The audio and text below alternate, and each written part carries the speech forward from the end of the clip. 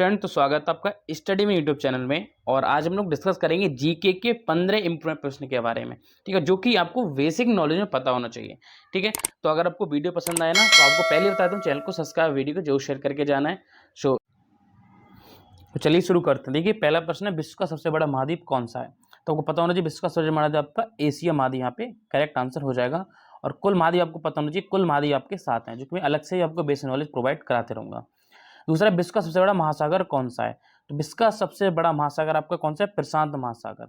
और सबसे छोटा महासागर कौन सा? आर्कटिक महासागर। ठीक है, और कुल कितने महासागर है? 5 महासागर। ठीक है, तो आपके इसमें 4 क्वेश्चन मैंने 2 में प्रोवाइड करा दिए। ठीक है, थर्ड क्वेश्चन तरफ चलते हैं। थर्ड क्वेश्चन है हमारा कि जन गण मन, जो हमारा राष्ट्रगान है, वो कितने समय में गाया? तो 52 सेकंड इसका राइट आंसर हो जाएगा। कितना? 52 सेकंड। आपको आंसर पता है तो आप मन में रखते चलिए और आंसर लगाते चलिए।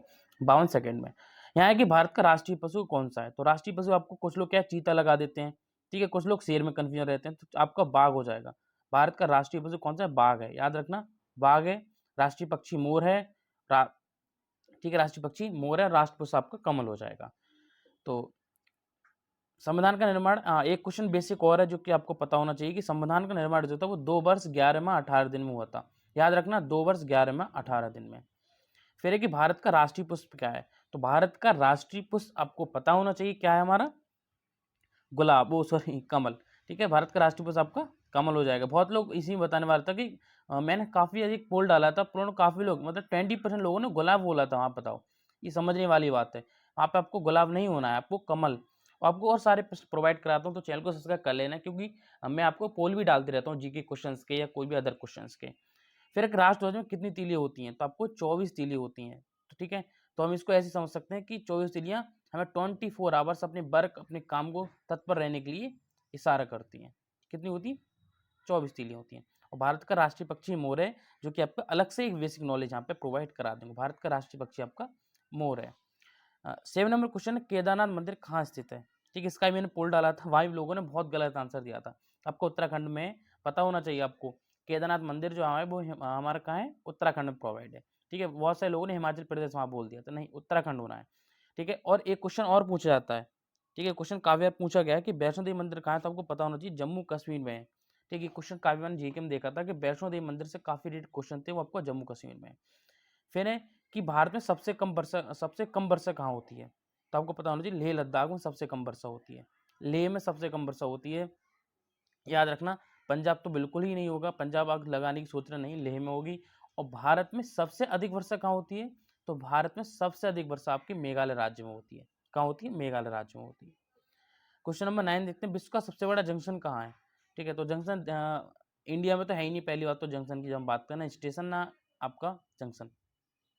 ठीक है, तो आपका कहाँ है? शिकागो। तो विश्व का सबसे बड़ा जंक्शन आपका शिकागो है, ना कि न्यूयॉर्क, ना कि केरल। और स्टेशन पूछे तो आपका ग्रैंड टर्मिनल स्टेशन हो जाएगा। ठीक, ग्रैंड टर्मिनल। अगर आपको सबसे बड़ा स्टेशन पूछे तो ग्रैंड टर्मिनल हो जाएगा। फिर आपका क्वेश्चन 10 है कि विश्व का सबसे बड़ा मरुस्थल कौन सा है? कौन सा? विश्व का सबसे बड़ा मरुस्थल कौन सा है? तो विश्व का सबसे बड़ा मरुस्थल सहारा मरुस्थल हो जाएगा। कौन सा? सहारा मरुस्थल। अगर पूछे कि भारत का सबसे बड़ा मरुस्थल कौन सा है, तो थार मरुस्थल हो जाएगा। याद रखना, अगर भारत का पूछे तो थार मरुस्थल, विश्व का पूछे तो सहारा मरुस्थल। अच्छा, मरुस्थल किसे कहते हैं? तो मरुस्थल आपकी वो जगह हो जाती है जहां हमारे 25 सेंटीमीटर से कम वर्षा हो। अब बोलेंगे सर ये 25 सेंटीमीटर का क्या मतलब है? एक आपका इस टाइप का, ठीक है, आपको बता देता हूँ। लगभग एक आपने देखा होगा एक पाइप टाइप का। कितना? पाइप टाइप का। ऐसे एक पाइप टाइप का आपको एक, इसमें आपके लाइन्स बनी होती हैं सेंटीमीटर्स में। तो हम जब वर्षा का इसमें क्या करते हैं, एवरेज नापते हैं हर जगह रख के इसको। तो मान लो आपको 25 सेंटीमीटर की वर्षा हुई, कितनी आपकी हुई, तो वहाँ पे हम माप लेते हैं। ठीक है, इस टाइप से आपकी वर्षा की माप होती है। 11 क्वेश्चन है, भारत के पहले राष्ट्रपति कौन थे? तो आपको पता होना चाहिए प्रणब मुखर्जी बिल्कुल नहीं थे, ये 12 थे शायद। ठीक है, 12 में। राजेंद्र प्रसाद, ये हमारे राइट आंसर होगा, पहले प्रधान राष्ट्रपति थे। प्रतिभा पाटिल नहीं होगा। रामनाथ कोविंद आपको नहीं होगा। ये तो आपको पता होना चाहिए कि ये दोनों तो हो ही नहीं सकते, क्योंकि ये वर्तमान के हैं। फिर है भारत में पहली महिला राष्ट्रपति कौन थी? प्रतिभा देवी सिंह पाटिल। कौन सी? प्रतिभा देवी सिंह पाटिल। सरोजिनी नायडू अगर आप सोच रहे हैं ना, तो ये हमारा राज्यपाल हो जाती है, याद रखना। ये हमारा राज्यपाल की बात हो जाएगी। तो कौन सा राइट आंसर इसमें? राष्ट्रपति। ये हमारा राज्यपाल की पूछे तब ये हमारा सही हो जाएगा। द्रौपदी मुर्मू हमारी वर्तमान की है, और द्रौपदी मुर्मू ही हमारी भारत की दूसरी महिला राष्ट्रपति हैं। आपको पता होना चाहिए कि द्रौपदी मुर्मू ही हमारी भारत की दूसरी महिला राष्ट्रपति हैं।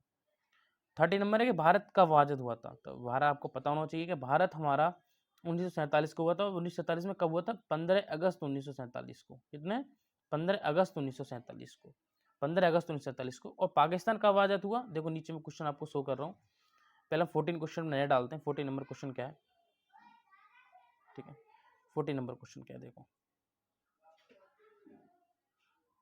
14 है कि भारत और पाकिस्तान का बंटवारा किसने किया? ओके, ठीक है। भारत और पाकिस्तान का बंटवारा किसने किया? इंपॉर्टेंट क्वेश्चन है, याद रखना। आप काफी लोग लगाते हैं उच्च न्यायालय और बहुत सारे लोग लगाते हैं दिल्ली उच्च न्यायालय, जो कि दोनों ही बिल्कुल गलत है। ठीक है, आपको क्या लगाना है? आपका राइट आंसर हो जाएगा यहाँ पे ब्रिटिश संसद। क्या होगा? ब्रिटिश संसद। और पाकिस्तान 14 अगस्त 1947 को आज़ाद हुआ था। लेकिन 14 अगस्त 1947 को पाकिस्तान आज़ाद हुआ था। तो लास्ट क्वेश्चन 15 हम देखते हैं कि भारत की राष्ट्रीय भाषा क्या है। देखो इस पर भी कोई भी संविधान में ऐसा अनुच्छेद नहीं है या कोई आपकी ऐसी कोई भी रेटेड आपकी थ्योरी अभी तक नहीं आई है कि जो आपको बता सके कि भारत की राष्ट्रीय भाषा क्या है। ठीक है, तो हम यहाँ पे कह सकते हैं भारत की मातृभाषा कह सकते हैं यहाँ पे। यहाँ पे जो मातृभाषा है हमारी हिंदी है। ठीक है, वैसे उल्लेख हम हिंदी करेंगे, अगर जो तवज्जो देंगे या हम कह सकते हैं कि इसको हम मैक्स टू रखेंगे। ठीक है, वो हम हिंदी को ही रखेंगे। किसको रखेंगे? हिंदी को रहेंगे। ठीक है, संस्कृत तो नहीं है हमारी, तो हम मातृभाषा हम हिंदी कह सकते हैं यहाँ पे, लेकिन ऐसा नहीं कह सकते कि ये हमारी राष्ट्रभाषा हो जाए, क्योंकि संविधान में भी ऐसा कोई अनुच्छेद नहीं, लेकिन संविधान के अकॉर्डिंग हम कह सकते हैं कि हमें हिंदी है।